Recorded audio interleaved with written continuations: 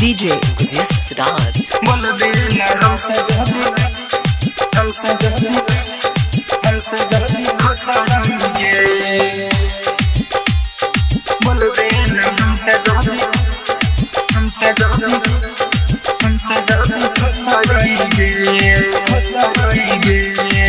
Simran recording studio Sonaria बाजार। गाछी में लगा लेम जाके फसरी, बोलबे न हमसे जल्दी खचरी गे। बोलबे न हमसे जल्दी खचरी गे। गाछी में लगा लेम जाके फसरी, बोलबे न हमसे जल्दी खचरी गे। बोलबे न हमसे जल्दी खचरी गे। माडिल लाइन कब से हम तो पे हो गईले तू अब छी हतरी गे। गाछी में लगा लेम जाके फसरी, बोलबे न हमसे जल्दी खचरी गे। बोलबे न हमसे जल्दी खचरी गे। गाछी में लगा लेम जाके फसरी, बोलबे न हमसे जल्दी खचरी गे। बोलबे न हमसे जल्दी खचरी गे। DJ Jisraj बोलबे न हमसे जल्दी खचरी गे। बोलबे न हमसे जल्दी खचरी गे। हमरा साथे कोइले तू प्यार वाला खेला, अब तोहरा साथे दूसरे सुतेला।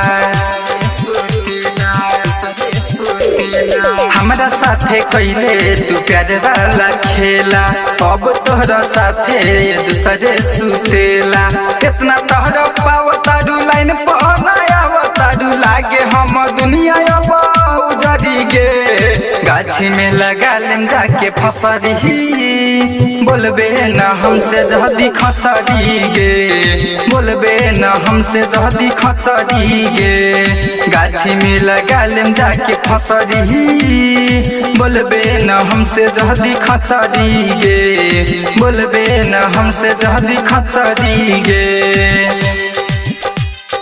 DJ Jisraj बोलबे न हमसे जल्दी खचरी गे। बोलबे न हमसे जल्दी खचरी गे। दीप सौ दीवाना तोहरा बिन नाही जी है, मर जाइब सुनील महजा खुबेली है। दीप सौ दीवाना तोहरा बिन नाही जी है, मर जाइब सुनील महजा खुबेली है। परदीप से तना को नाही शरमाली, देवेली उठा के रोजे घंघरी गे। गाछी में लगा लेम जाके फसरी, बोलबे न हमसे जल्दी खचरी गे। बोलबे न हमसे जल्दी खचरी गे। गाछी में लगा लेम जाके फसरी, बोलबे न हमसे जल्दी खचरी गे। बोलबे न हमसे जल्दी खचरी गे। Simran recording studio Sonaria.